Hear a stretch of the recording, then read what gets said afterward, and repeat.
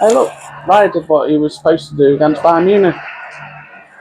Hello and welcome to the Sunday League Pundit Show. Watch along. JimJam and I are here to watch Arsenal versus Aston Villa at the Emirates, and just see how it goes and record our reactions. Mine will probably be a bit more aggressive than yours, but we'll see how it goes. Tin may show up at some point during the game. Yeah, Tin may show up. We're not too sure yet. Let's just change the angle of that a little bit. He never really said a time. No, he didn't. But we've just... Well, we're into the 5th minute, so we haven't started at kickoff. And it took us a while to set up, so we're not actually sure what's happened so far. But Arsenal are attacking, and good defending, to be fair. He was in the right spot and blocked it. I mean, by the look of it so far, I would say it's been mainly Arsenal, but it's hard to tell. I mean, the thing good is, tracking back by both Jesus teams really need this. Obviously, Villa are alive, looking for that 4th Champions League spot after Tottenham got thrashed at Newcastle the other day, which we may talk about a little bit.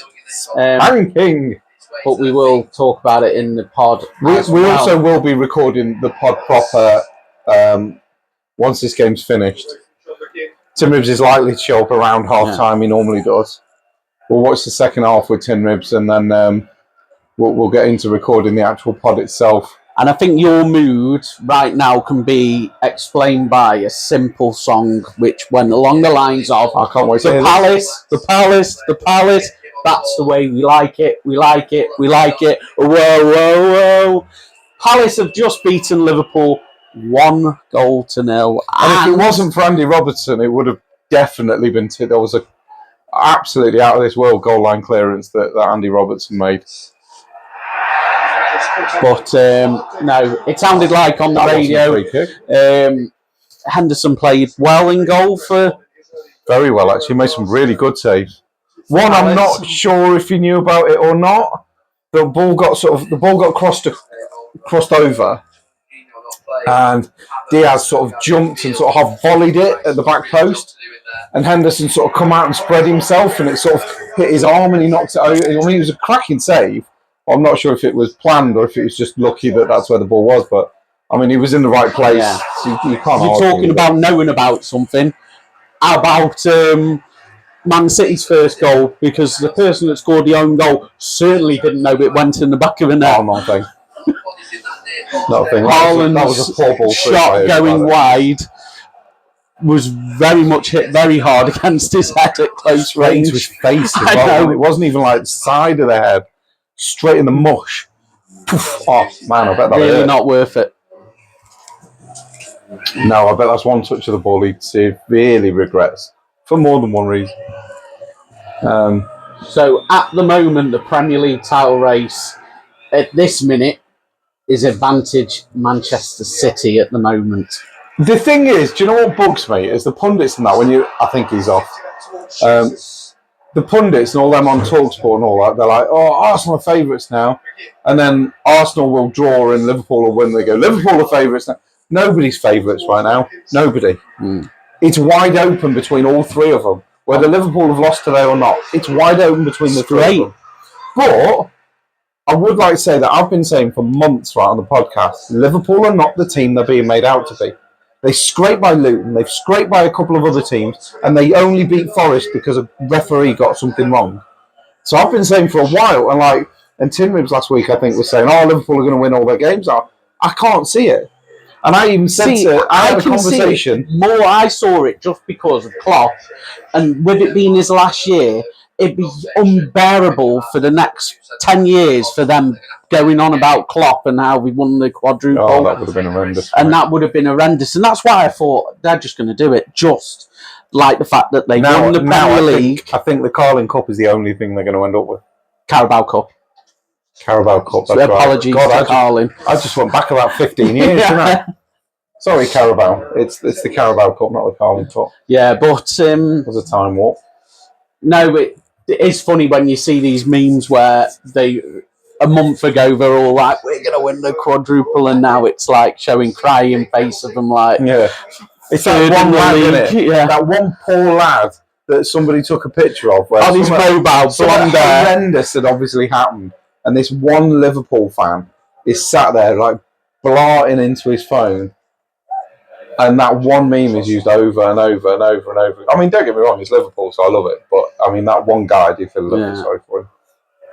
But no.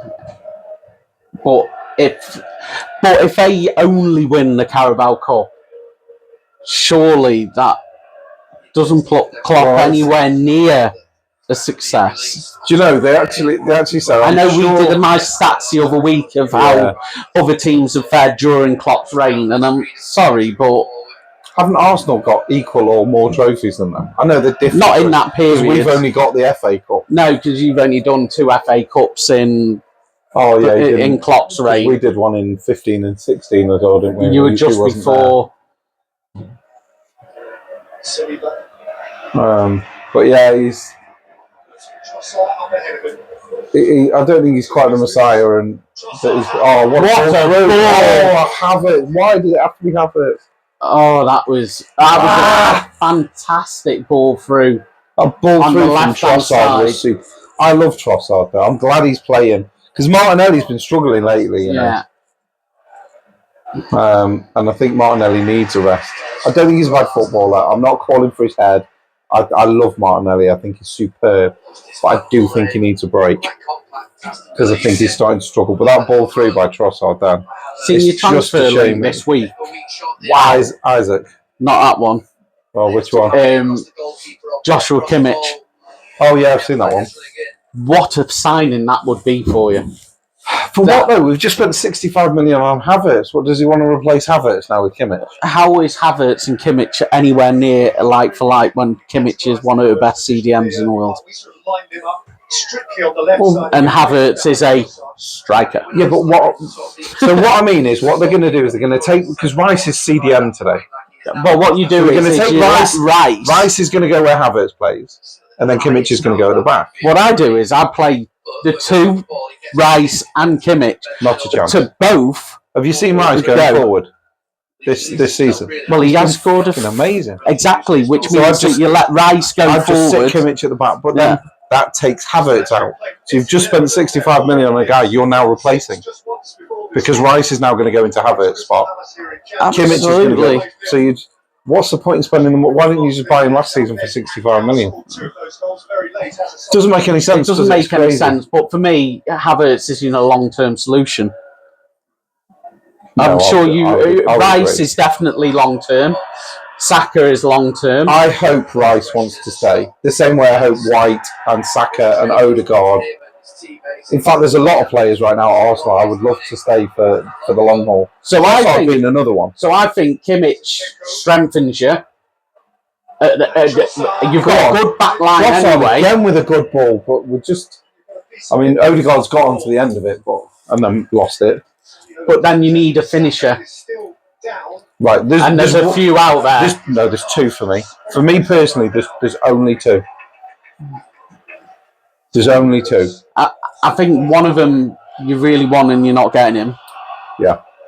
Which is Ollie Watkins. Yeah, that's the one I was thinking of. Because I think he stays at Villa next year, especially if they go on and win the Europa Conference. I will say it again, though. He is an Arsenal fan. Which I do think will make a difference if we go calling in the summer. Maybe. I think if Arteta turns around and goes for Watkins first, I think we sign him. Yeah. But I think if Watkins then becomes a second or third choice, he will be like, I'm worshipped at Villa, I'd rather just stay here. Yeah. I think Watkins is a good move. Jesus, I'd sell him. I would sell him. I reckon we'd get 40 million. Real Madrid want him. That's about 10 times more than I'd probably accept for him. I reckon we get 40 million for Jesus. And we only signed him for 45, I think. Yeah, so not too bad. They're showing a replay of a foul on Saka, like it's more than it is. Not much of a foul. It was a bit late. Maybe a yellow card. I think that's maybe a touch harsh, personally. See, I'm watching football now and watching players get the ball and they're being committed as a foul and even getting booked for it. And I'm like looking at it going, such a good tackle. I'd like to go on record as saying I think that's a little harsh for a yellow card. He went for the ball. He was a touch late, caught his ankle, but it wasn't a leg breaker. It wasn't an ankle breaking tackle. It just skimmed his ankle. I don't understand. I don't understand the rules. I don't think anymore. I'll be honest.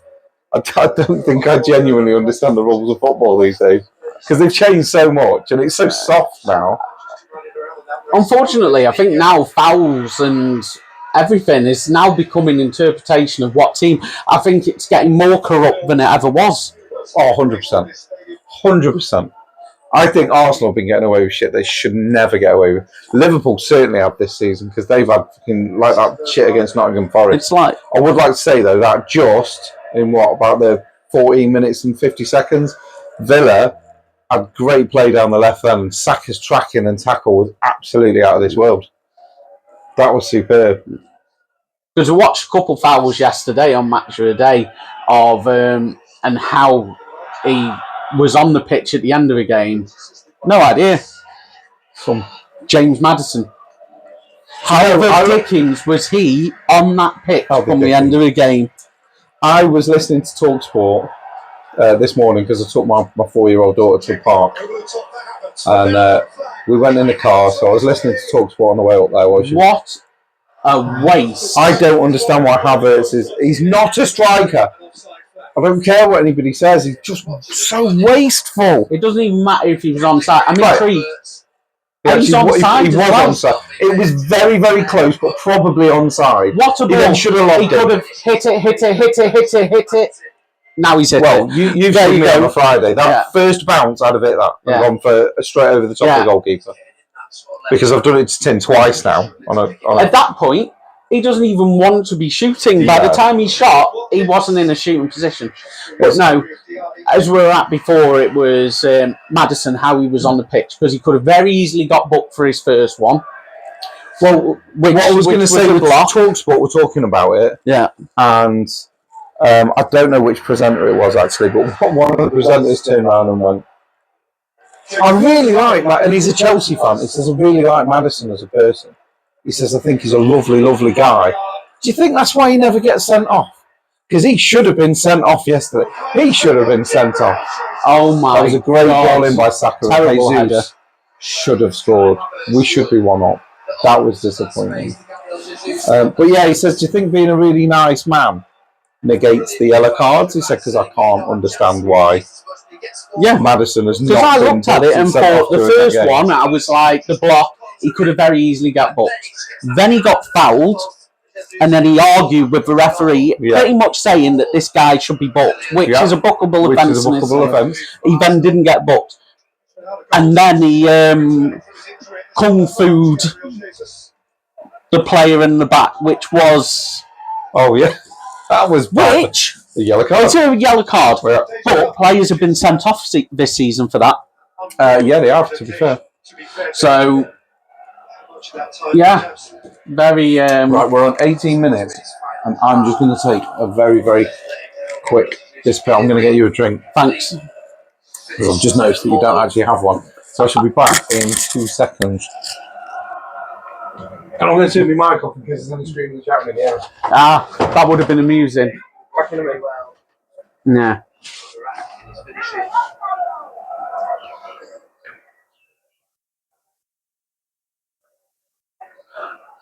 So at the moment, Villa have got control of the ball at the back, and they are just slowly, with the keeper, plays it out wide, and they're just going to knock it about.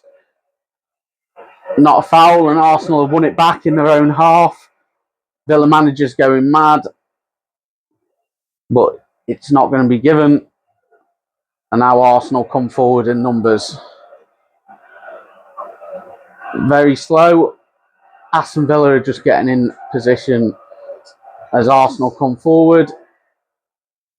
Backwards, little link-up play between Rice and Odegaard. A great through ball to Saka. Oh, and he's just hit the post and out for a goal kick, I think. But it was a fantastic through ball by Odegaard. and he is onside. Saka gets there, and he just hits the side netting. This ball here, it was a beautiful through ball, and to be fair, Saka he hit it as well as he probably could have hit it. Didn't waste any time in it like Havertz did earlier. So it was good. I love all the messing about that Havertz does. It's great. Oh dear. Odegaard just kind of swung his feet about, wasn't quite in control of the ball. Oh my word, it was the right choice of ball in the end as Villa go on the attack, and some good defending, but it needs doing again. It's didn't do well. They're now passing it across the back.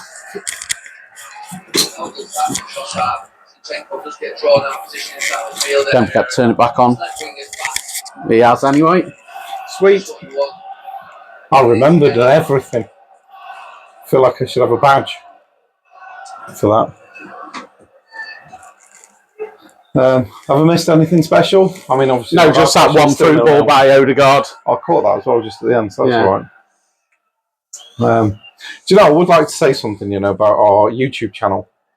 I mean, I get that as it grows, it gets bigger and blah, blah, blah, blah, blah. But when we first started, right, I'd be posting videos and they'd probably the views would increase till maybe Tuesday. Yeah. Or Wednesday. I'd upload it on a Sunday, Monday. It's a lovely ball, and it was just not quite quick. It was good defending though. Whereas now, I uploaded the video and the shorts probably on Tuesday this week. Yeah. And they're still getting views today.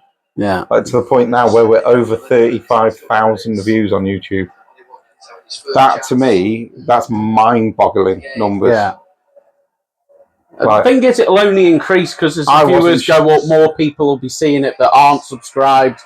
So all we want is people to do is like, subscribe, comment. It'll only help us. If you're enjoying it, great. If you're not, superb by then why are you still watching if you're not enjoying it? Because we do get them insults, But do you know what? I don't mind that though. And you know what? We respond to every single comment that's made. Because even the hateful messages, there was a guy the other day on TikTok, and I had like a 50 message rally with him. Yeah. And he said at the end, because he'd put something, and he literally, it got to a point where you're arguing with an idiot because he's saying something, and then I go, yeah, okay, I admit that we've done this, this, and this. And then I'd say, but United fans do this. That was Trossard. That was Trossard did all the work there great on that defending. Gabriel held his position, but Trossard coming back put Watkins off just enough his to foot allow over the him ball. to win.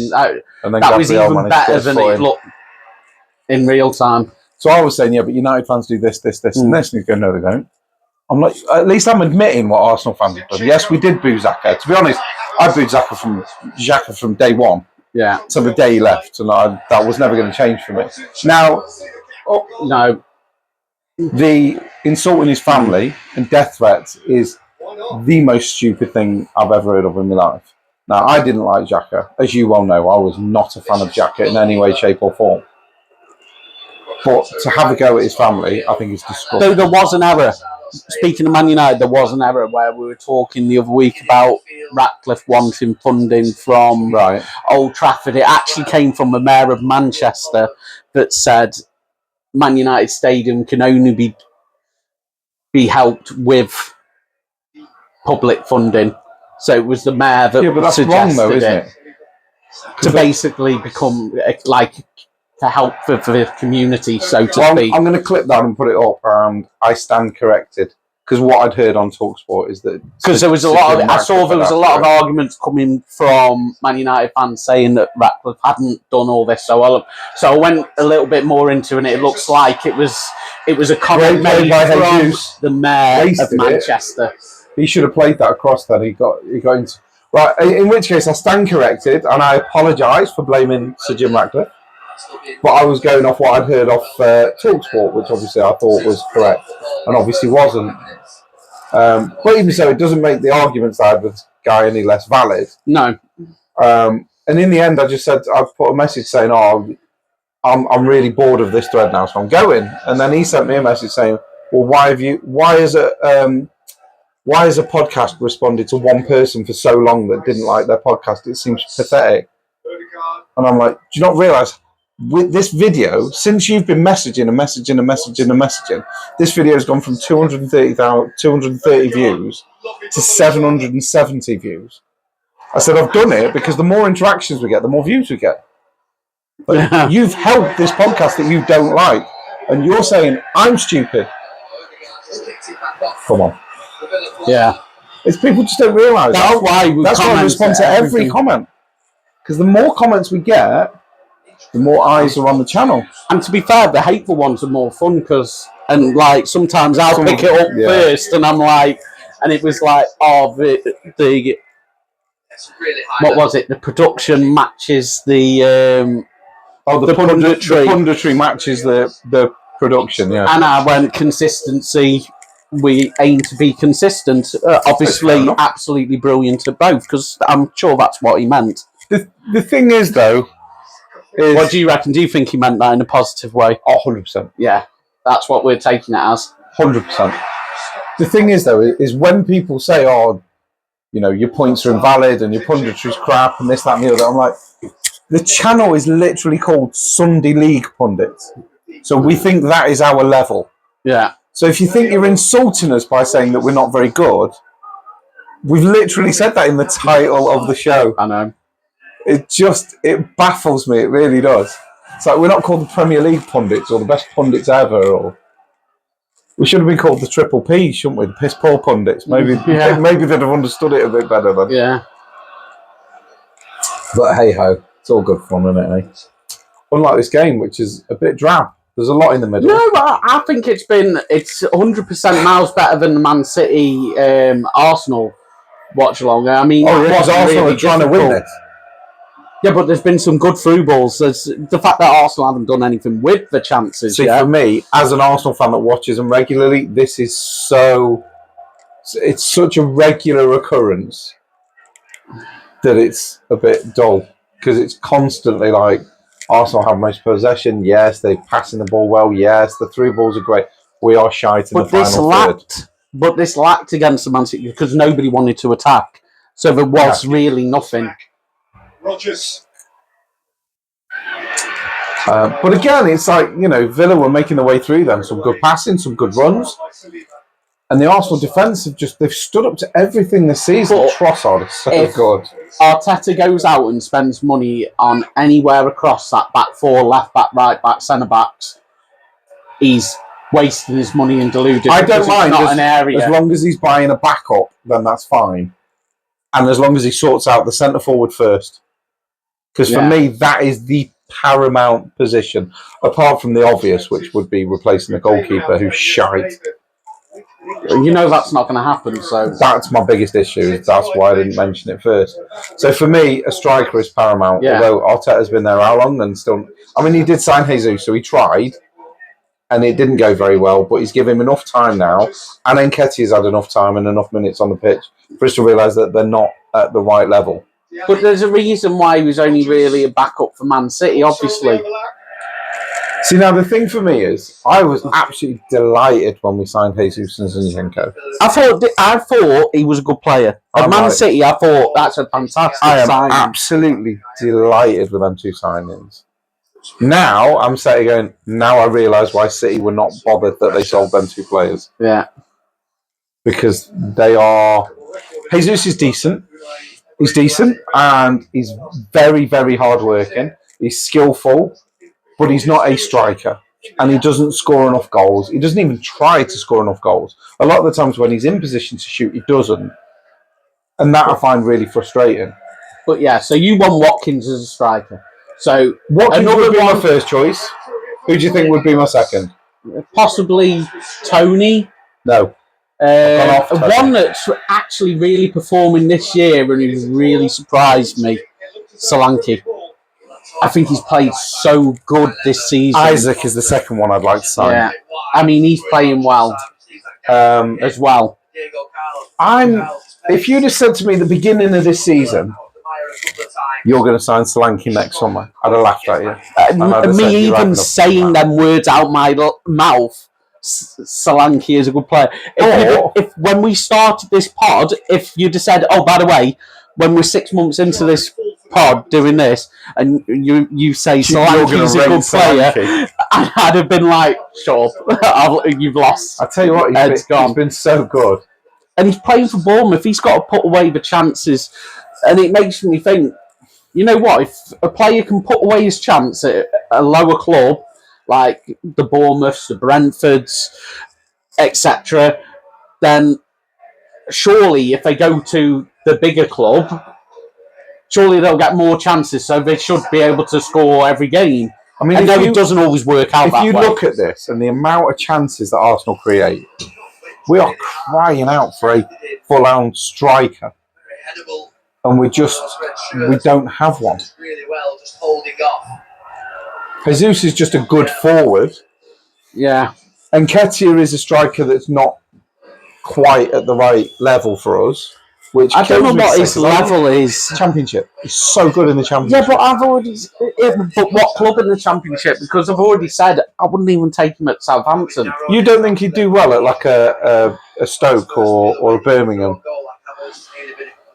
You don't think he'd bang in 15, 20 goals a season? He'd probably get in at Stoke because I don't really know there, but is he any better than Stansfield at Birmingham? I reckon he's getting over him.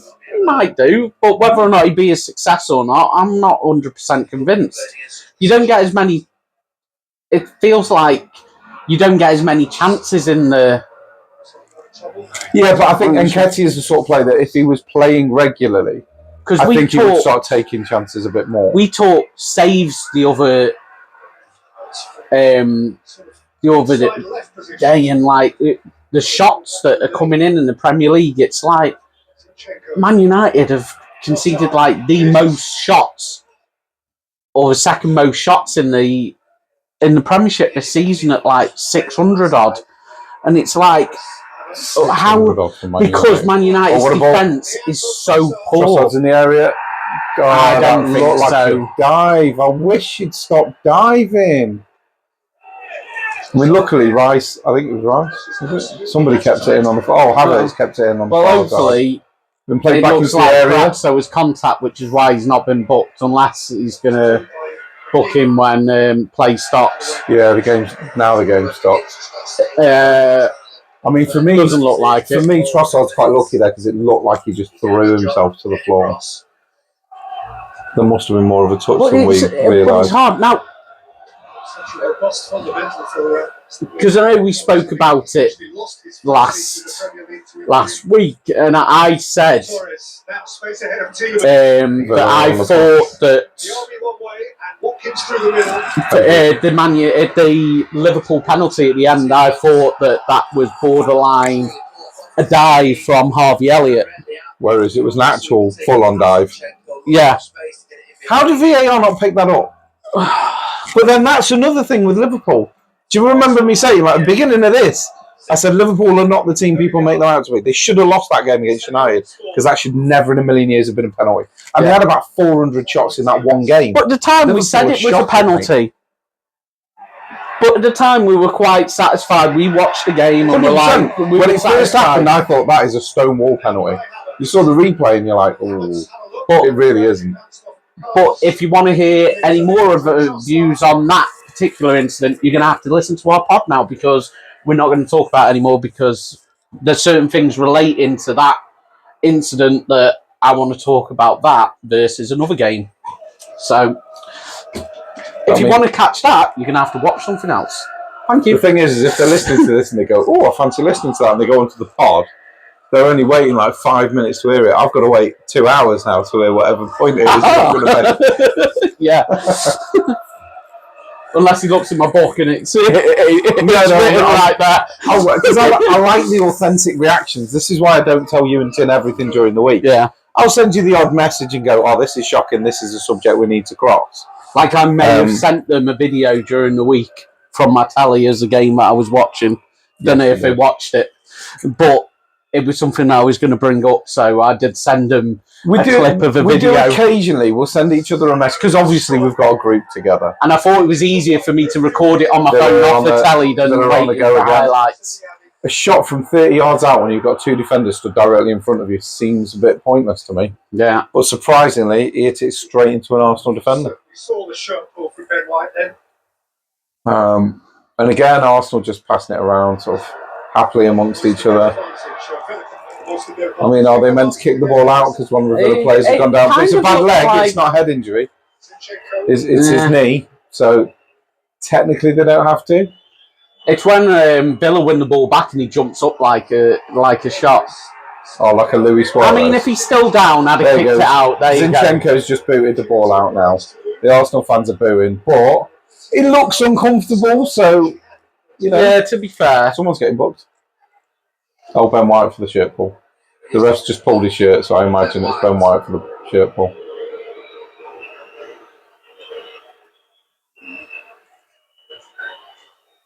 Odegaard's going over and fighting his corner as a good captain. You know what I'm really pleased about this year as well, going into the Euros. He did pull his shirt. Yeah, he really quite badly, actually. But I'm quite pleased about, now that I've got a new job, and I work Monday to Friday, 9 to 5, I can pretty much watch whatever Euros game I want. That's good, isn't it? I mean, I work Monday to Friday, but I can't claim 9 to 5. I work sort of midnight till 1 in the afternoon. And then when the England game's on, I can work 8 till 4. So. Oh, I don't have to start till midnight tonight. Oh. So get a liar. Yeah. So who knows what'll happen during them games? I might watch some at home, I might watch some at the pub, I might watch some here. I would like to say that Zaniolo, that's just gone down, was injured by his own player. Ah, well, there you go. One of his own players, I didn't see who it was, so I apologise for that. But one of his own players flew in to try and hit Odegaard, Ben White, and Ben White just flicked out the way, and he went straight into Zaniolo, and that's what took him out. Yeah. So he was injured by his own player. But the treatment that Zaniolo got, Arteta's used that as an excuse to try and tell Havertz and Jesus that they've not been good enough. Their finish is shocking. Tell Trossard just keep going as you're going, mate, because you are superb. For me, one of the best signings that we've made in the last few years. Yeah. I mean, the best signing is pretty fucking obvious, really, but he's definitely one of the best signings. I absolutely love Trossard, you know. I think he's so good. Him, on the other hand, Raya's got the ball at the minute. Oh, he managed to pass it 5 yards without making a mistake that time. So he's obviously been training. The big one. What's that? Oh, next week. Tottenham Arsenal. Is it next week or week after? What, Tottenham Arsenal? Yeah. It's my birthday. Is it? Yeah. Happy birthday. It's on my birthday. And I've tried to book off the week after my birthday. Is the present from your son the gift that he's going to let Arsenal win for you? Well, he's a Tottenham fan, my son is, so he doesn't really need to let Arsenal win because we normally do anyway. Yeah, so, nice one for all the Tottenham fans out there. Not that I imagine there's many Tottenham fans that will sit and watch a podcast that starts with a guy wearing an Arsenal shirt every week. Do you know what? I haven't even put the heater on because I'm absolutely fine. Are you cold? Because there's something that's happened in the world today that we've not been used to this year. Can I? I was going to say before you say that, I went to the park this morning in shorts. Oh, that's how good it was this morning. Yeah, you saw the sun and thought shorts on. Do you know what? It was actually pretty warm as well. Yeah, it wasn't just sunny. Yeah, you were actually getting a bit of heat from the sun as well. It was amazing. Yeah, but amazing. It was like when we played football on Friday night. I mean, you didn't, but I didn't. I was late to click, but I was available. No, you misclicked. I misclicked, yeah. But I didn't have to wear shorts were out. Oh, that was a terrible ball by Gabriel. It hit the back of Zinchenko. Oh my word! That was my god! So Gabriel had the ball at the back, tried to play the ball out, hit the back of Zinchenko. It fell to Watkins, who then took it past Gabriel. Obviously, he beat Raya with the shot because Raya shot him, and it hit the inside of the post. went across the line and just past the other post and then away. Yeah, that's about Unreal. as much That is of, the closest we've been that's to a as goal. much of hitting the post without it going in as you could get. Oh, any further across, that's a goal. That's good. Oh my God! What a save! What a save! Yeah.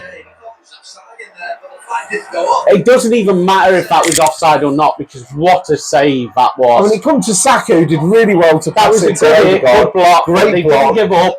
But that ball across the centre, and you talk hit it 6 yards out, and Trossard hit it well, and Martinez just come back, stuck his leg out. That's the mistake that Gabriel made. They've just gone back to the Watkins chance, which hit the post and spun round. It's lucky because not only did it hit the post and go across the line, but it was spinning back, but only bounced after the post and then spun back. He'll look at that and thinking, how the hell did that not go in off the post? But then Trossard will now be looking at that going, how the hell did he just save that? Yeah. I think Trossard just hit it at the wrong point of the goal. Yeah, if he'd have put it any further to his left. We're not taking anything away from Martinez. It was a great stop. From what he had, because he had no time to react. It was point blank. So it was a superb save, not taking anything away from Martinez. But Trossard potentially could have done something a bit different. But again, come across quick. It was a good hit. He only gets a second to got a full shot on it.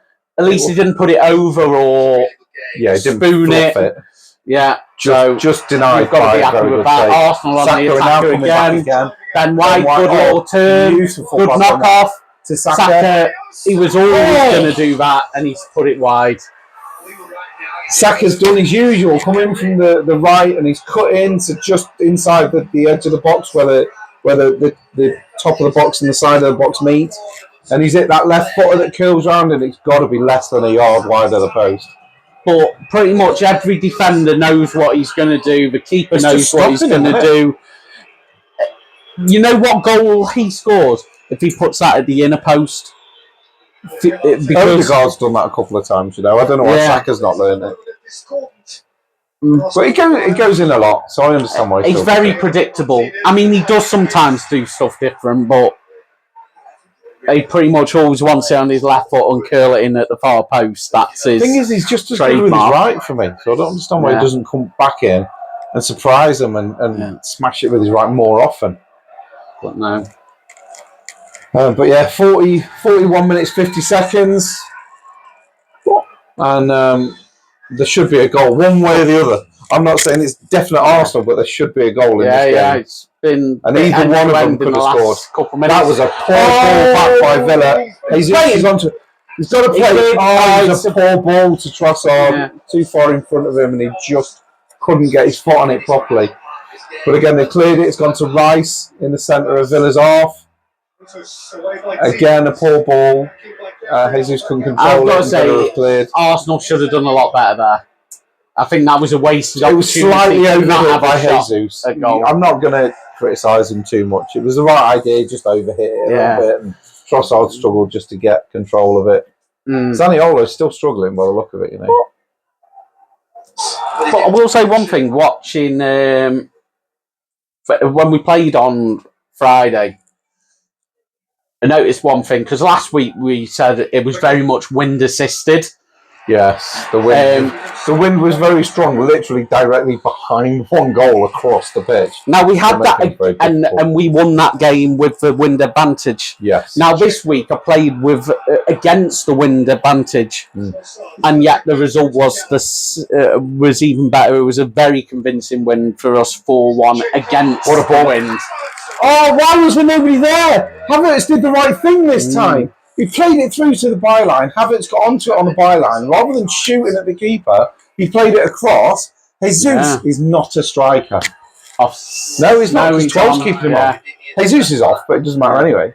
But look, Jesus is not a striker. A striker was not there. Havertz did the right thing. 100%. Havertz was perfectly within his rights that time. Well within his rights. He did the exact thing he should have done. And Jesus just proves that he's not what we need him to be. But I guarantee Watkins would have been stood there had that been the other way around. Yeah. But where we were at before, obviously, we won 4-1 against the win, where we were playing against the win this week. Yeah, but your team this week kept the ball on the floor. We kept it on the ball. We Whereas played when the I was ball playing up. last week against the win, Everybody wanted trying to play hoof it from the back and playing long balls, and it was literally going halfway through the shot, and then the wind was taking it sort of half back. It's just pointless. And their team just tried to run at us. Yeah. And I have to say that me, Yo, Biddle, The overacting pretty much from had footballers it. now. Look at this. So Gabriel puts his foot up, gets the ball, but goes through and grazes. Is it Murphy's chest? Who's 22? Is it Murphy? Grazes his stomach, and he's down like he's literally just been shot in the stomach. And then obviously Gabriel gets booked for it. Ridiculous yellow card. There's one rule that gets me a little bit as well at the moment. 2 minutes extra time. Because it's right outside the box. So it was the Bournemouth penalty appeal that ended up being a free kick outside the box. And I don't know where the interpretation lands, that if a foul starts in the box and it carries on into the box, it's a penalty. Sometimes. But I thought where it initially happens. If it's a challenge, then it's where the contact happens. Yeah. If it's like a shirt pull or something and continues into the box, then you can give a penalty because it still happens in the box. So for me, watching that, Bournemouth should have had a penalty against Man United and not a free kick. Yeah, because it carried on. Because I sent a message going, because it was while VAR were taking ages to come up with it, and I was like, it's outside the box. Because I was like, contact started outside the box, so it's a free kick. But then they're talking about the contact and where it finishes, and I'm like, oh, okay. He's dragged him down, and that definitely finished in the box. Yeah, because a lot of it is like a lot of fouls like that are just impact fouls, tackle fouls, and it's where the impact takes place. But if I start pulling your shirt in the D, and then you go into the box, and I'm still pulling your shirt, then you go down, penalty. Yeah. Because it's carried on in the box. Because if I grab your shirt on the halfway line, and you go down 10 yards further, you'll get the free kick 10 yards further. The ref won't pull it back and give you a free kick on the halfway line. Same rules with a penalty. Yeah. But if it's the impact into it, then it's where the impact takes place. Yeah, so if I catch you in the D and then you take another step and fall in the box, that's not a penalty. For me, it looked like really it was outside the box and the free kick was the right decision. But Havertz was well off then. But whether or not it was actually, I don't know if you need to see that incident. I don't know if you saw that. I did watch some of the United Bournemouth game. So I don't know if it was or not. My initial part was free kick outside the box, and I wouldn't be moaning about it, the fact that it was given outside the box. But like again, it depends on how the rules are, and obviously it's interpretations, and obviously VAR that day decided they wanted to give Man United a chance. They've had some questionable decisions this season, but they're not exactly doing great anyway, are they? But even with some questionable looks like VAR were definitely on Man United's side for that one. But then look at the Liverpool one with the VAR, with Harvey Elliott's that we've just spoken about. Yeah. Honestly, I mean, how VAR look at that. We all three of us looked at that when that's pen, when it first happened. And then the second you look at the replays, you're like, oh, he's not even touched him. I don't understand how they can get that so badly wrong. You know what? Should be dead easy. Decision made. Half time, no. Decision made. Goes off. VAR. You've got 2 minutes to make a decision. If 2 minutes is up, goes back to the referee's on-field decision. Yeah, 100%. Because you've taken too long to 100%. Determine it. Right, well, we're at half time, so we're going to take a break. It was, for me, quite a dull first half because it was just very samey for an Arsenal fan. It was, we had most of the possession, made the odd mistake which let Villa in. Defence usually got us out of it, and when they didn't, we relied on luck, not the goalkeeper. As a neutral, I think it was entertaining enough to value watching. Not the best game, but it wasn't a bad game. Not to ear thinking what a waste of time that was. So yeah, turn that volume down a little bit because now the adverts come on. It's very loud. We'll be back for our second half.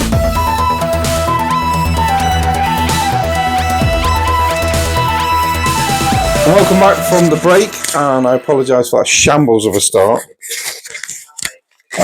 Completely unprepared then. Yeah. It's like the start of the game took us by surprise, even though we've been sat here watching it anyway. We're back with the second half of the Arsenal versus Aston Villa game. Hoping for a bit more entertainment. Well, I am. You were quite entertained in the first half. You just didn't get any goals. I'm hoping for entertainment as in goals and as in Arsenal goals, because obviously Villa goals are not going to entertain me. Although my reaction may entertain everybody else. Because I wouldn't exactly be happy if Villa started scoring goals. I think Tin said Villa as well, so I really wouldn't be happy if, for our score prediction game, I would not be happy. Oh yes, on our actual podcast we do a predictions game.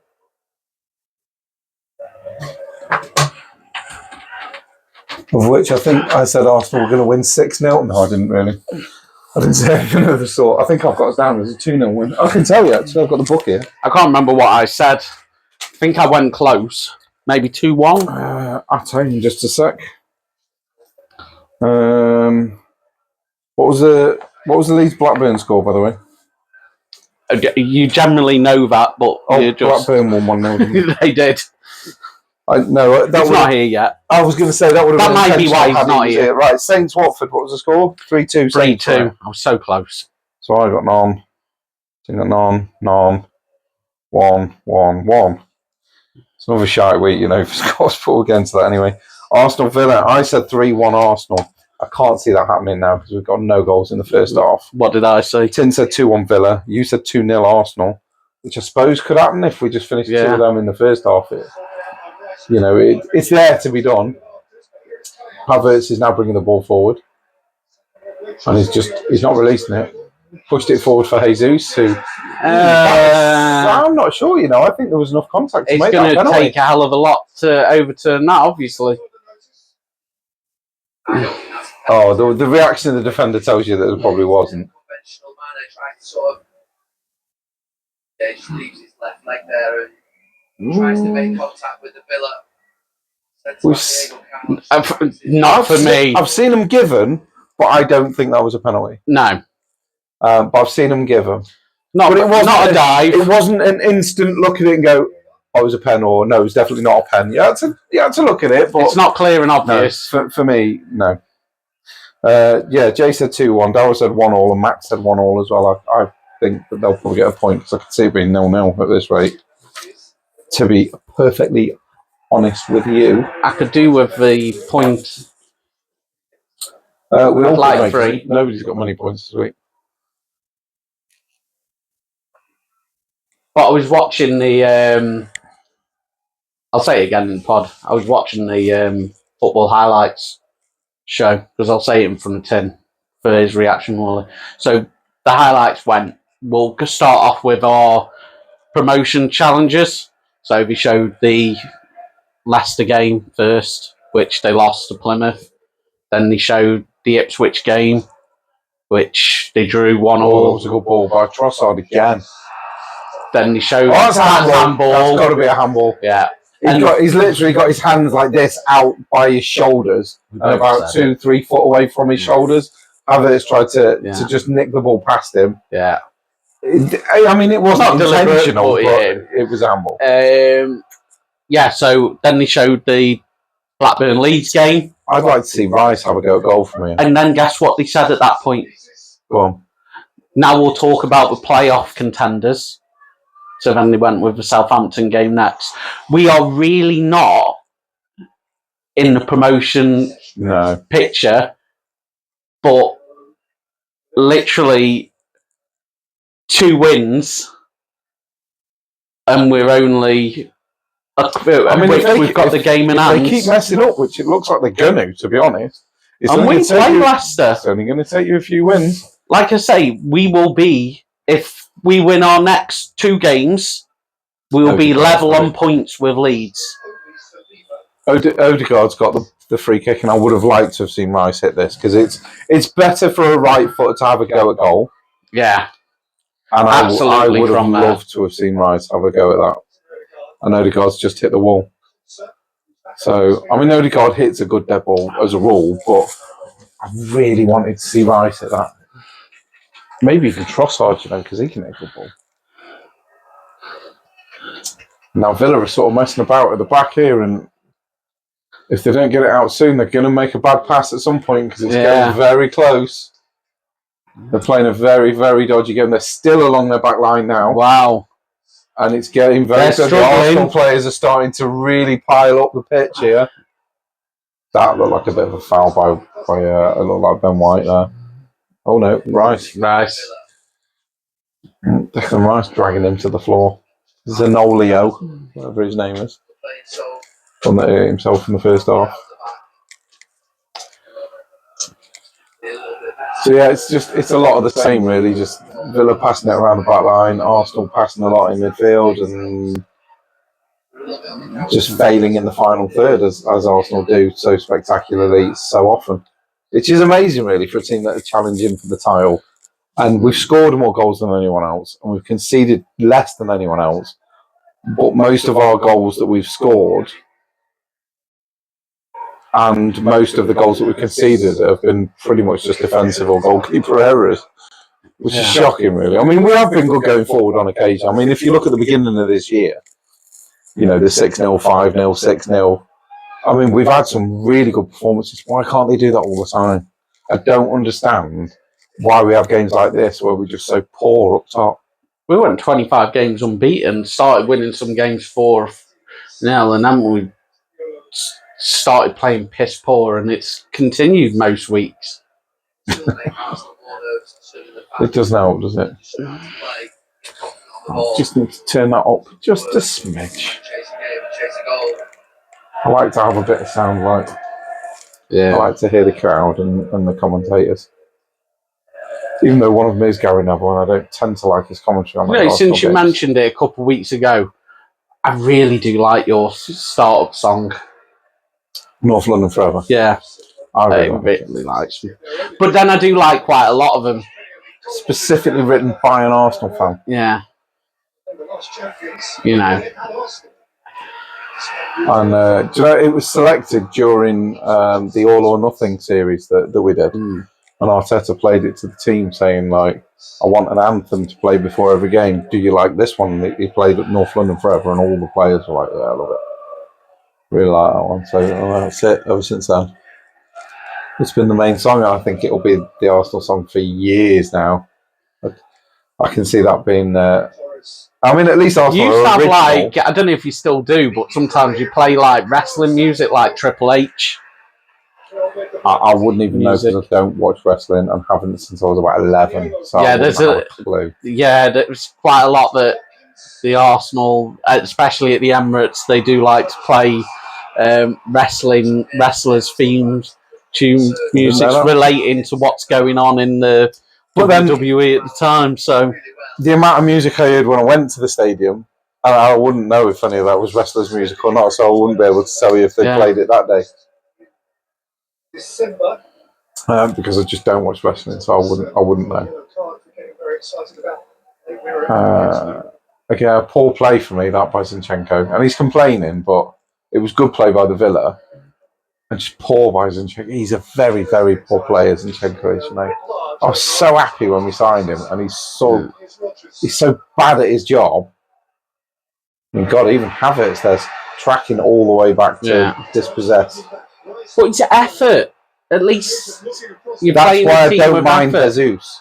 I mean, he was born offside, and his shooting is shocking, but he never stops running. Because you've got like Marcus Rashford for United that just doesn't seem to put any effort in whatsoever. I'm not sure he's off there, I think he is. That's bloody close. I think the camera angle does now. Made him look more on. They're offside here, and the camera's about, I don't know, 30 yards in front of them, looking backwards at them, so it's very hard to tell. Oh yeah, I never wrote that down. I'm sure you wrote it in your book, though. What's that? Havertz and Something that was announced. Jesus can't stay on side. Because you posted it in the group anyway, so it's not a shock. Okay. Semi-automatic offsides. Oh, yes. I don't know if you wrote it in your book or not, but I wrote it down because... Semi-automated. I'm not even sure what that means. I think it means that it can be done. I think it's the technology that they've been using at the World Cup that's been, that technology that's been working quite well for offsides that the Premier League decided this season they didn't want it, and now they want it. Odegaard. Just superb. I'm guessing Liverpool being one of the sides that are all in favour for it now. Yeah. Well, you just need to see it quicker. Poor ball in by Trossard then, really. But that's where I said it just before in the first half. Decision's got to be made. The ball's gone out. 2 minutes on the clock. You've got that to make a decision. If it's not made, it's automatically the on-field decision. Yeah, because guess what? If it's that close for an offside decision to be made, if you can't make that decision, whatever the on-field decision is, that's what it was. Yeah, because if you can't make your... I mean, for me, if you can't make your decision within 90 seconds... It should be onside, really. Obvious. It's not clear and obvious. Yeah. In which case, the rules are, if it's not clear and obvious, you stick with the referee. And that's how it's written. And that might even combat the fact that perhaps it might make the on-field refs and linesmen think, I've got to get my decision right here, because if it's... Totally agree. Because they've only got 90 seconds to prove that I'm wrong. Yeah. And I've said before, and I like one of our clips went, not viral, but one of our clips went a lot more popular than usual when I was calling out the referees, saying I think the referees are relying on VAR to make the decision for them. And I think VAR are then looking at it going, well, the ref's already made the call, so we're going to stick with the ref. And actually, the ref hasn't probably made the call because he was waiting for you to make the call for him. And that's what frustrates me at the minute, is laziness in officiating. And you've got all the tools there to get it spot on. Why are you not getting it right? It's almost like you might as well just have that referee that's on the pitch now, just sat where the fourth official is, just to make decisions. But VAR make, and he's just trying to let the players decide. The pitch, like we do on a Friday night. Oh, that's a foul. Oh, no, that's not a foul. Let them play amongst themselves. That was not a foul. He's just given a foul against Havertz, and that was not a foul for me. Apologies if you can hear some banging in the background. I think one of my neighbours is doing something in his back garden. Or a woodpecker. Or potentially a woodpecker. Well, that's pretty unlikely in the centre of the Midlands. You never know. I don't think there's too many over here, is there? Oh dear me! It's a bit more dull than the first half so far. We're 58, well, nearly 59 minutes in now, and we're back to Villa just knocking it around the back line and potentially playing into trouble, which is exactly what they've just done. Villa are really struggling to get forward, and I think that's because Arsenal are so good defensively from the front. I was just about to say it's literally from the top of the pitch as well that they're good. That's a corner. Which is great. That's got to be a corner if it goes. Again, are Arsenal too afraid of losing? Are they not committing the numbers going forward? I just don't think we're good enough up front. And that sounds insane with the players we've got, but we need I don't think it does. Striker. Because I look at your bench. I'm sorry, I'm going to look at your bench now. I'll find my foot, and I'll go on the bench, and I will just say which players are on the bench, and I'll be like, do I rate them highly enough as a Premier League champion team? So that's worthy of winning the Premier League. Oh, Rice has just volleyed it out of the stadium with his left foot. So we're talking up front. So Nketiah, absolutely not. He does not change the game for me. He does not. He's no better than any player on the pitch right now. The only thing for me with Nketiah is he's more like, do you know the one in the first half that Gabriel pulled back when he should have gone in? Nketiah would have Yeah. gone in. So Yeah. that's the only thing for me. At least he thinks like a striker. I don't think he's Martinelli, yes, he could probably come on and may play better than one of the players on the pitch. But then I put Trossard up front and bring Jesus off. Yes. And then put Martinelli on. That's what I do. Because for me, Trossard's more of a goal scorer than Jesus is. Vieira, he's just a backup player. Backup player, I agree. Jorginho, he's not going to change the game. He's not gonna win you the game, but I do think he's decent. I'll come back to that player. Partey, he's not going to change the game. I think he only comes on if you're already winning. And he's you're only there going to to come on protect to him. get injured and go back off again. Yeah. And then obviously Tomiyasu and Kawar, who either could have played ahead of Zinchenko, but that's... And then you've got Ramsdale. So you're very much defensive. And then the last player that I want to go back to, player that I do like, that could make a difference, but he'll never get the minutes under Arteta. Smith Rowe's got to be. There you go. And he's only ever going to come on with 5 minutes to go. Yeah. He's not going to be given the chance to make an impact in a game. No, and for me... So how is he ever going to... The thing for me with Smith Rowe is, when he first came into the team, or his first year and a half, he was outstanding. Outstanding. One of the best young players in Europe. So how has it got to the point where he can't get on the pitch ahead of the likes of Havertz? So I'm going to now go to the... Zinchenko lost that. How did that not go in? That's hit the bar and the post and come out. Raya obviously was beaten again because he's fucking shocking. Anyone that says Raya is a good goalkeeper, I'm blocking from any of our channels now. Promise. I'm fucking sick of hearing it. Raya's a great keeper. You're blocked. Get out. Raya is fucking shocking.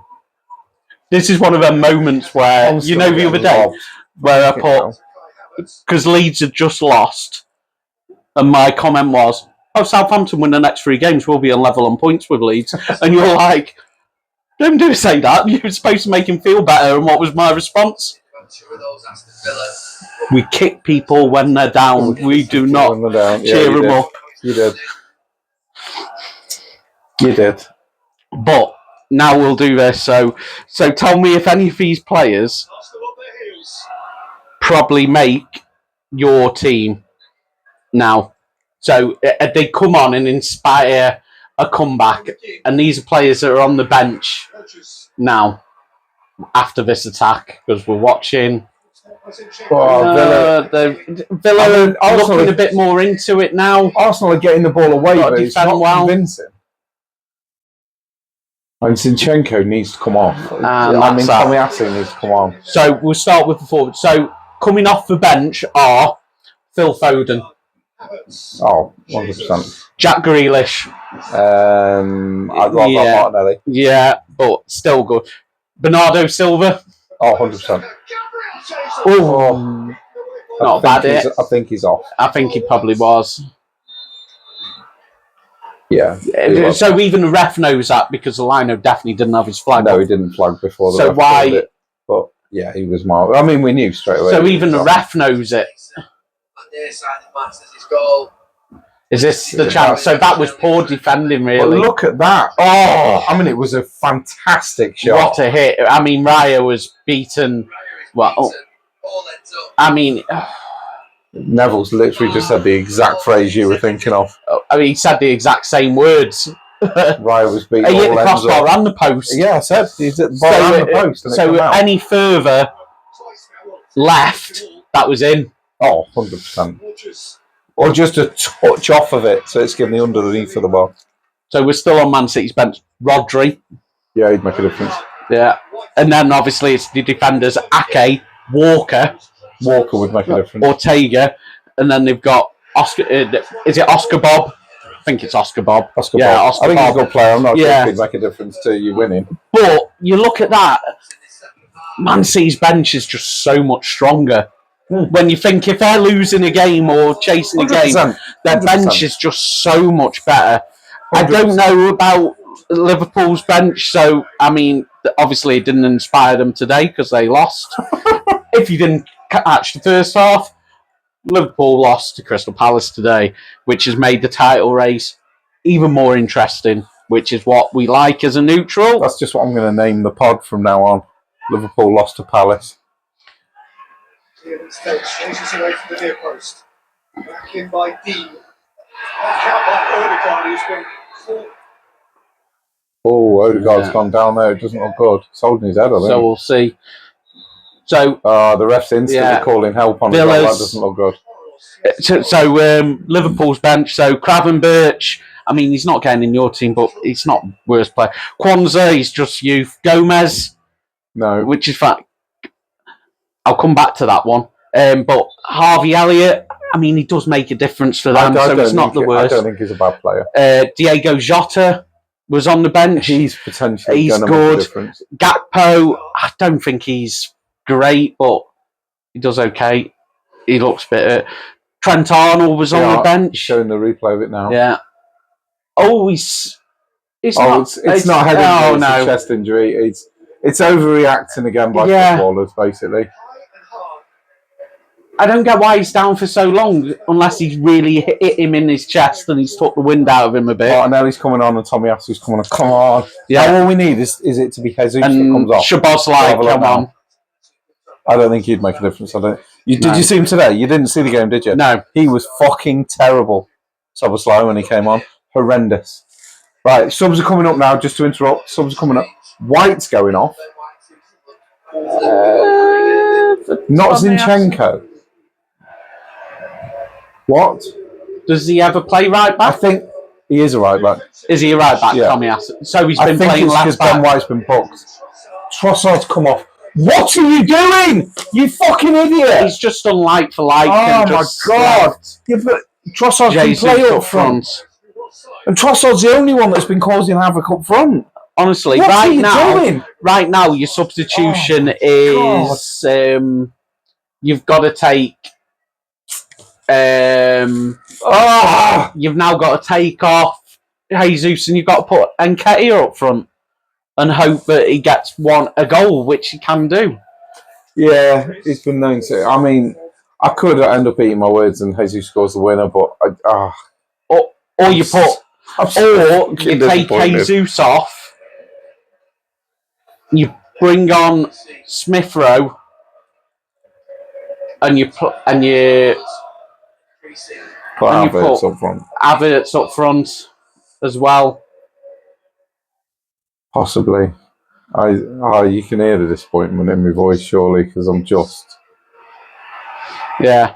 I mean, claiming that fucking Arteta is the next Messiah. Yes, he's done good things, and yes, he's been a decent manager so far, but he hasn't won anything. The FA Cup that was won was basically won because of lockdown and because we were already. They're open for offside here. He's flagged it.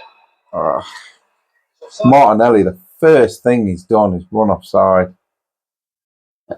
He should have lots of energy. He should be able to hold back a yard. But so disappointed.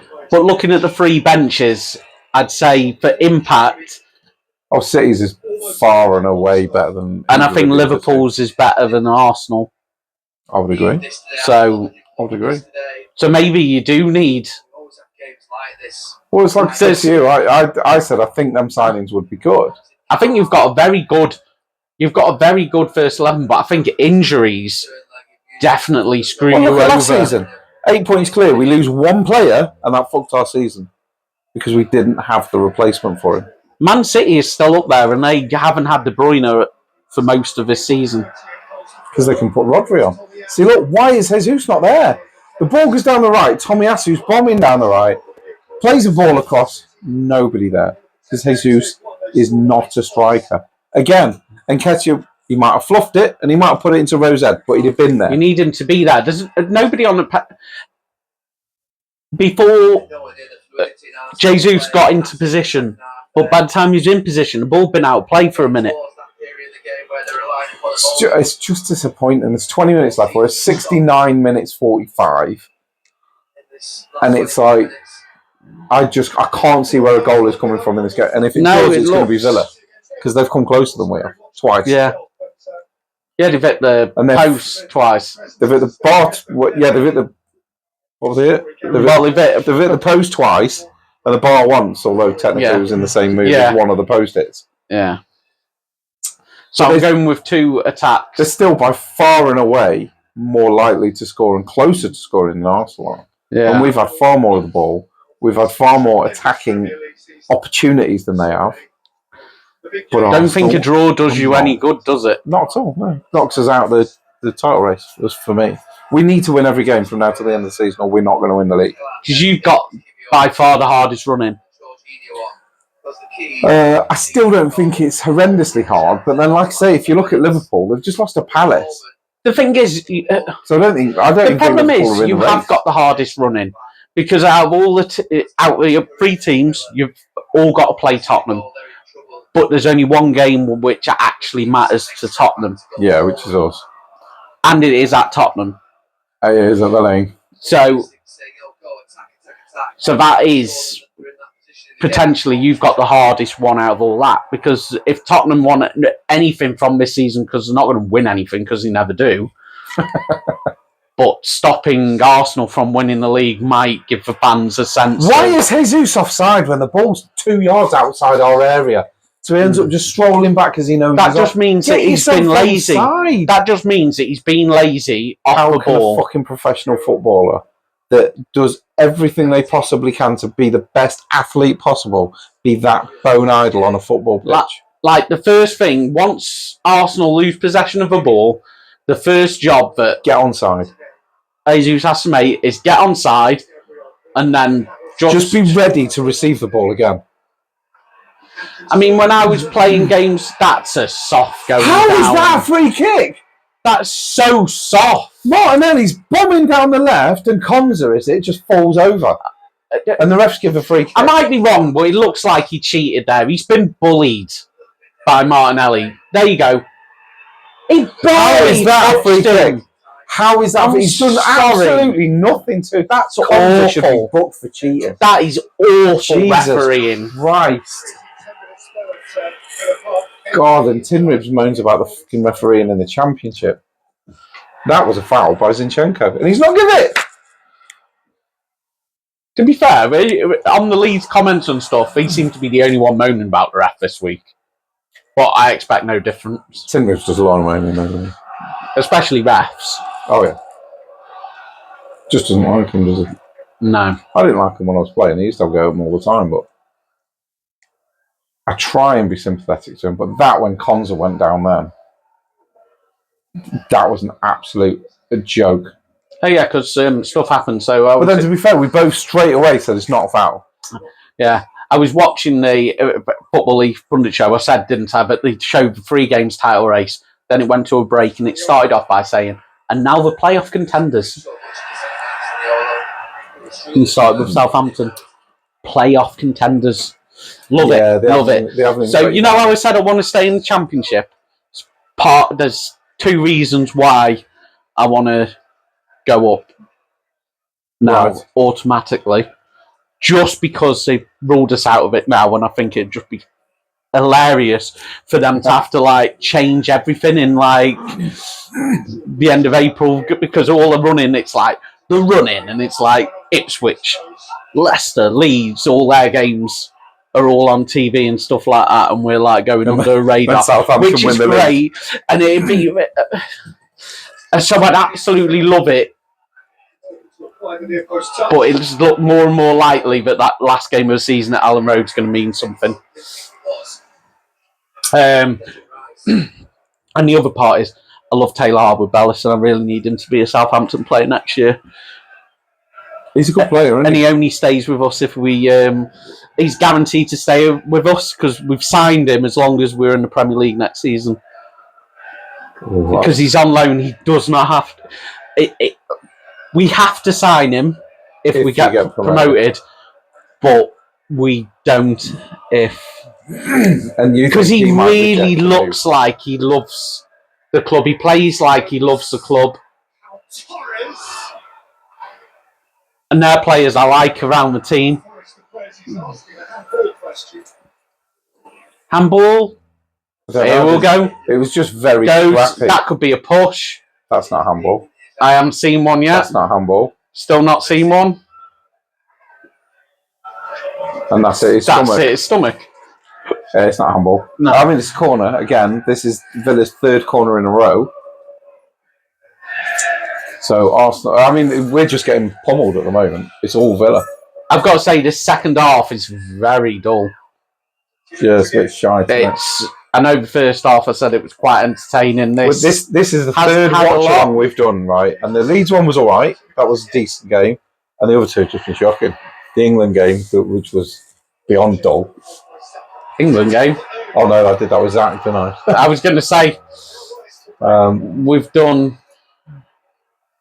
Oh, Arsenal City, wasn't it? Arsenal City. Oh, that was dreadfully dull. And then we've had this Arsenal Villa game, which again has just been horrendous. It's just boring. I mean, we do pick some absolute shite to sit and watch and record ourselves doing. I'll put it up anyway. The thing is, this week, the midweek games, we'll have all been watching a different game. Yeah, because obviously I was watching Arsenal's Champions League. Shambolic episode by Saka at the end when he could have just gone around the keeper and won the game for us. We're going to talk about that game in more detail. Oh, so if that's where we're going on, if you want to know about that game, you'll have to listen to our pod or on YouTube. You'll have to if you go to YouTube and just go to episodes, it'll be episode 25 that's got all that information in, because that's the one we're recording today, 25. A bit later. Do you know we're 1 week away from 6 months? That's mad, isn't it? We made it. Unless the world ends. And then nobody will know. Yeah. Possibility, you never know. Something crazy could happen in the next week. Very unlikely. Yeah. But yeah. And obviously I was watching the Saints game. And Tin, I think he was at work actually, because he didn't know about what was going on in the Leeds game. I think he probably was at work, yeah. Yeah, because I sent a message and he said, "Oh, what's happened this time?" And to be fair, they should have had 2 penalties. Smith Rowe's coming on. That's more minutes than I predicted. He's getting 10 minutes more than I Zanoli down again. Yeah, he's getting 11, 12 minutes plus added time. Yeah, so he's going to get about 18 minutes, something more than double what you said. Yeah. He could make a difference for me today. He could. He's got something to prove. And he's coming on for Odegaard. He must be a... Maybe that chest kick was worse than we thought. Captain Jesus. Jesus is being made captain, which makes loads of sense. There's one player that Odegaard gives that captaincy to, and you know who should be getting. Oh no! Well, surely Declan Rice should be. Has he just come off? I think Jesus is now. Jesus has been subbed. He got the captain's armband and then he got subbed instantly afterwards. That was funny. That was go hilarious. To Declan Rice now, surely. It's not. It's gone to. It's gone to Jorginho. Yeah. It needs to go to Rice for me.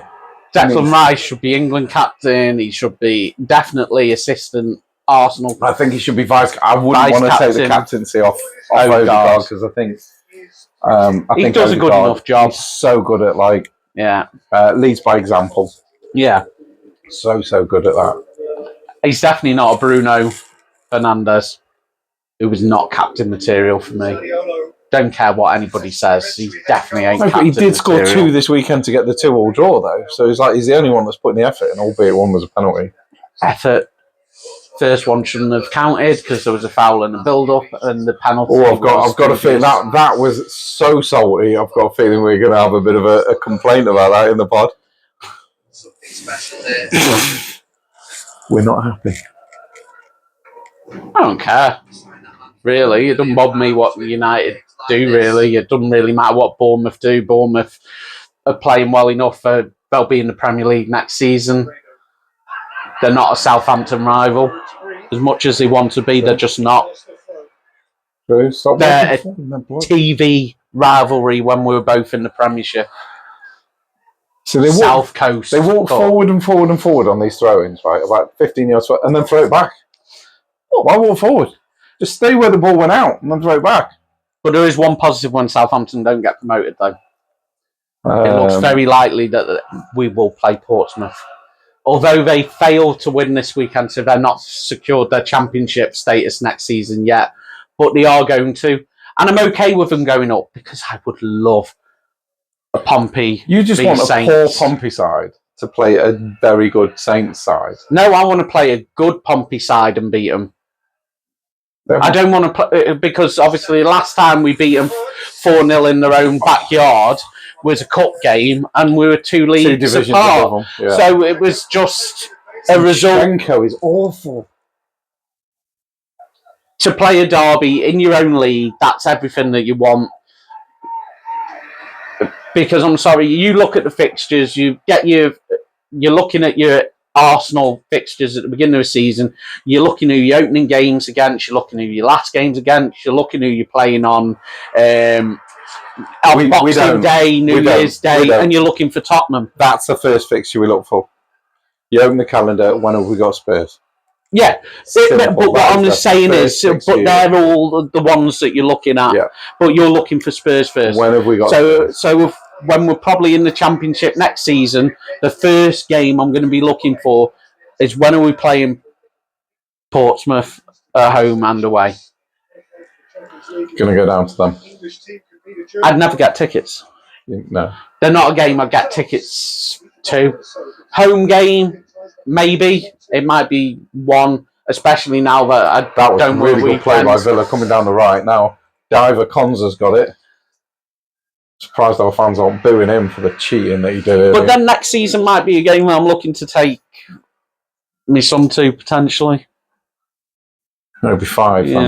Yeah. A bit older. Might be in a family stand kind of thing, which not a stand that I want to be in. I'm thinking of taking my little girl because obviously, I mean, our kids are the same age. Yeah.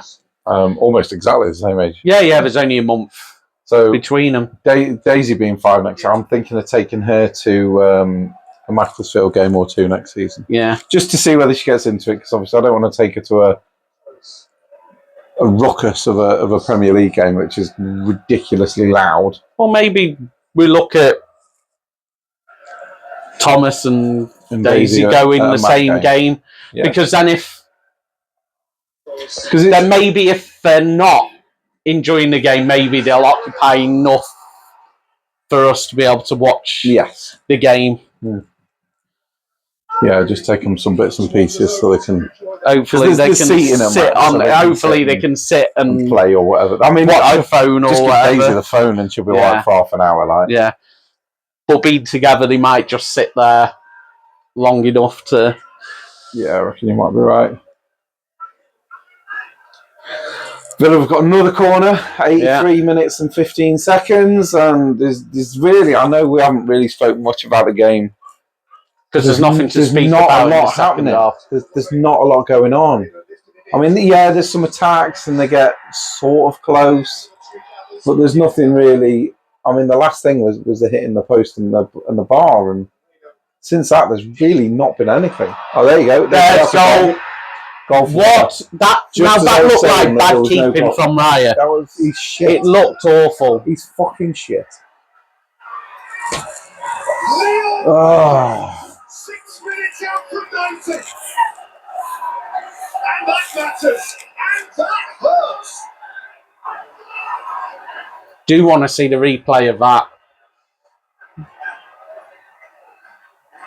But that looked like really poor positioning by Raya. It's a title race. It's been coming. It has been coming, he's right. Is that poor marking at the back post? So the goal scorer's there on the outside. He's got free rein. So it's Martinelli for me. No, fuck off. Who's meant to be there? Martinelli's who's meant to be there? Look, he's there. He's on the fucking right for a start. He's our left back. Yeah.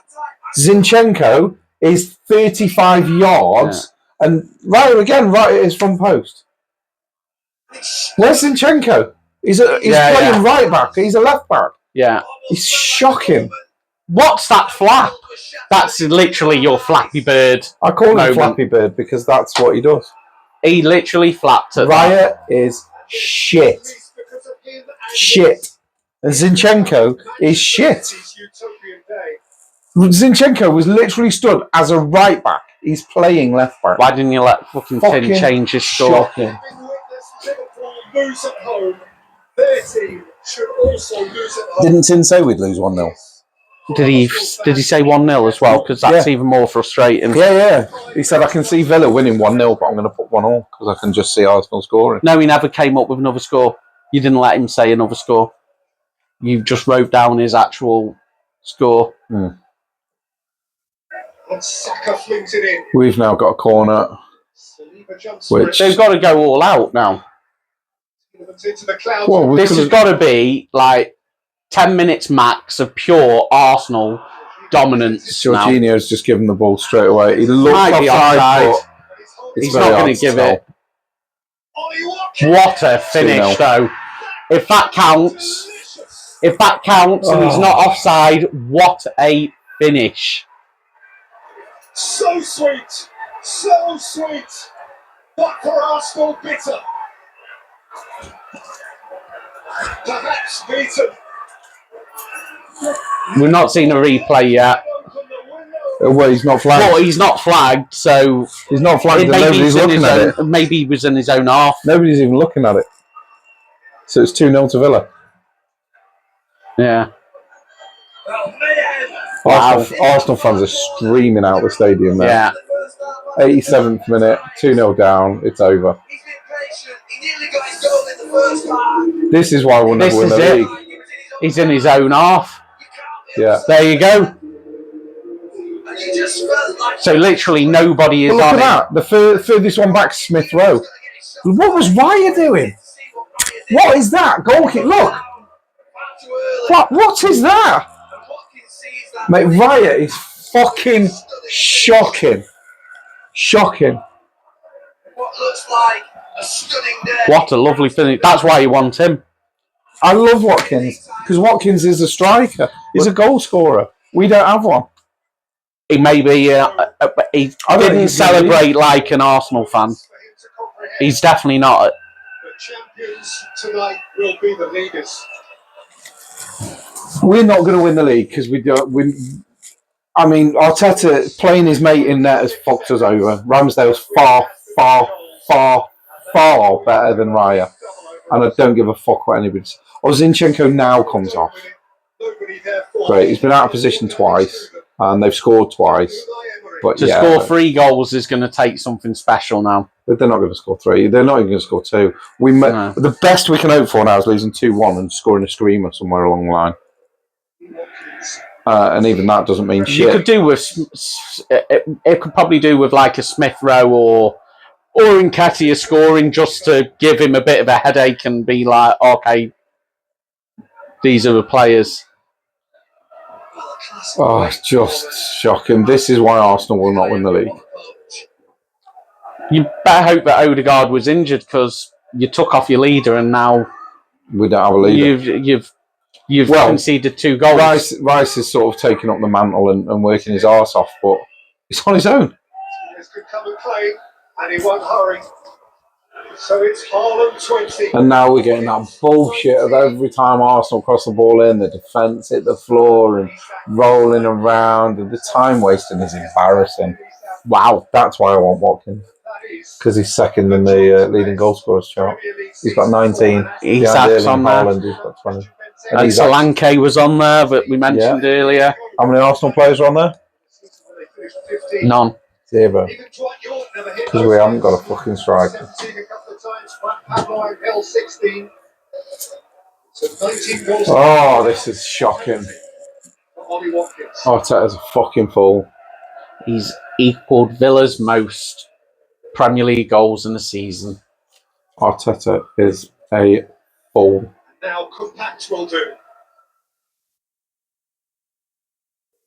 I mean, surely Martinez should have kicked the ball by now. He's had that ball a long time. He's had it over a minute and a half.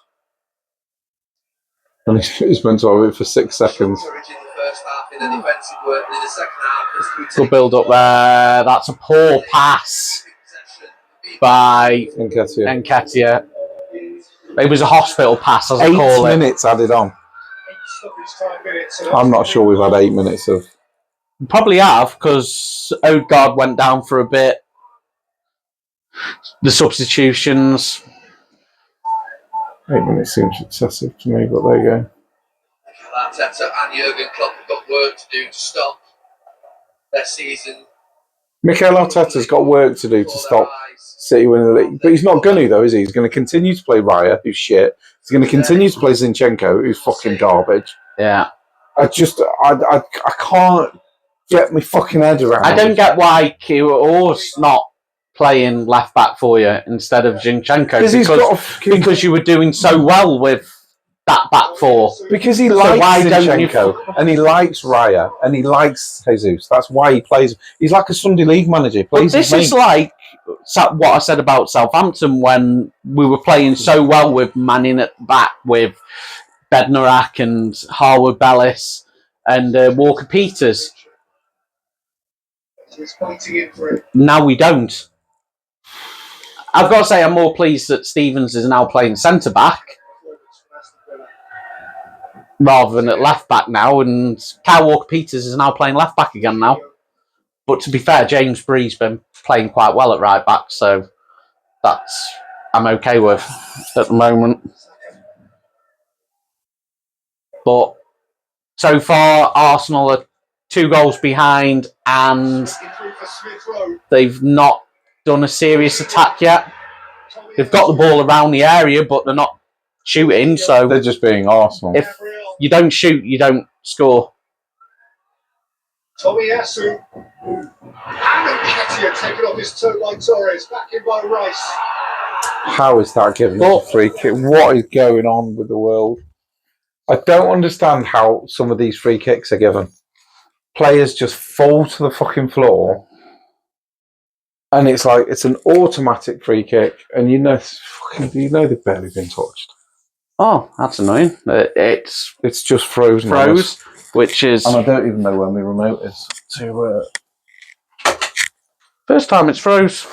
But yeah, we're not messing up. Signal. We're streaming the game. You see, we're not watching it inside the house. As you can see from the background, we're watching it in the gym where we normally record the actual podcast. And I do have Sky Sports. It is being streamed by Sky Go. We are doing it by legal circumstances. It is legal means. I do have Sky Go. I do pay for Sky Sports. Yeah. We do it legally. It's when you were saying streaming, I was like, it is on my Sky Go. Yeah, you can stream it legally, though. Mm-hmm. Yeah. We'll just connect your phone to the telly first. Yeah. Rodgers, Bailey, and Watkins! Should be free. Thrashed away by Tommy Asu. So still at probably this not, point, because it was offside. Villa are winning 2-0 in the 93rd minute, and they are pushing for a third. He was offside. Sure. But an Arsenal who really need to win this game have not had a decent shot. I don't think we've had a shot in anger in the second half. Hit it. That's a poor hit. I mean, at least he had a shot. I did say hit it, and he hit it, but it was about, 20 yards over the bar. They've got a picture on the fans' faces, and they look like my face. When I see them faces, I know that face because I feel that, because I picture that face as this is just typical Southampton. So I'm thinking that they're thinking right now, typical Arsenal, blowing it when we had the chance. So how you feel right now? Pretty much. I'm annoyed because it's Arteta's fault. He's chosen the wrong goalkeeper, and we've known from the start. And before anyone goes, he's really good. He conceded 2 that he shouldn't against Luton. Chelsea was out of position. Porto was out of position. Newcastle was out of position. Tottenham, he gave the ball to someone. There's 6 goals. All I'll say is straight off. He has not made a save today. No, but he's been really poor on both of them goals. Would you agree? Yeah. They've all been outstanding in the second half. The second goal, not so much. The first goal, He went to the floor. he did go very early. He shot. I mean, it was a good finish from Watkins. He made the wrong choice, but the first one, he looked so out of position. Terrible marking. You say Zinchenko was out of position. Why he was at right back when he was playing left back. And also, I've got to say, Martinelli, he wasn't marking anybody on the edge of. He was just stood there, and he should have been. He was playing left. He's on the left wing. He knows you've got so a liability he should be covering at left back when the opposite cover. Attacking. He should be covering at left back.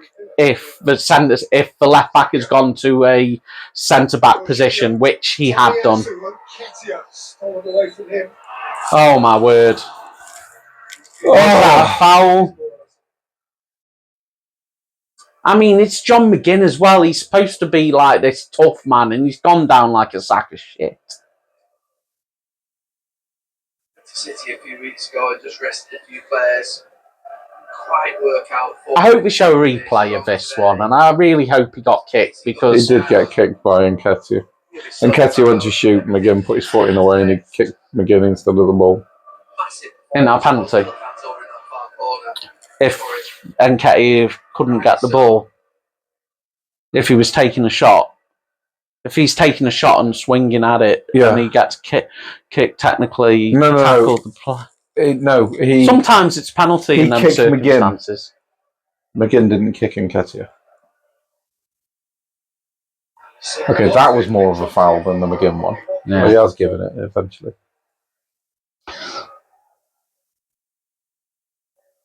But yeah, this is a typical poor Arsenal performance from a typical. So Raya's save percentage that we went through last week on the pod, so there will be a bit of it in the.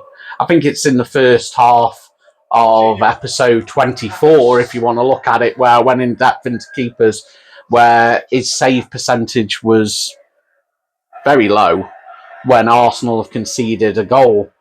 And it'll have only gone down today because Villa have had 2 shots on target this game. And they're winning 2-0, which makes Raya's save percentage for this game 0%. Which only goes to prove my point about David Raya. And looks like you're probably just going to say he's going in the box because we are in the 98th minute. So the smart thing is Villa are just going to keep the ball, pass it round now until the ref decides to blow his whistle any minute now. Yeah. As if he's smart, he'll just go back to the keeper now. No Arsenal are even going to close him down. They're just going to let Villa give up now. The ball. They have given up. Virtually empty. Arsenal have given up. They're doing olays now. The Villa fans are olaying every pass. Which they should be. They're doing it up at the Emirates. And they're passing it around well. So I can't fault the Villa fans. Can't fault the Villa team. Yeah. Shocking.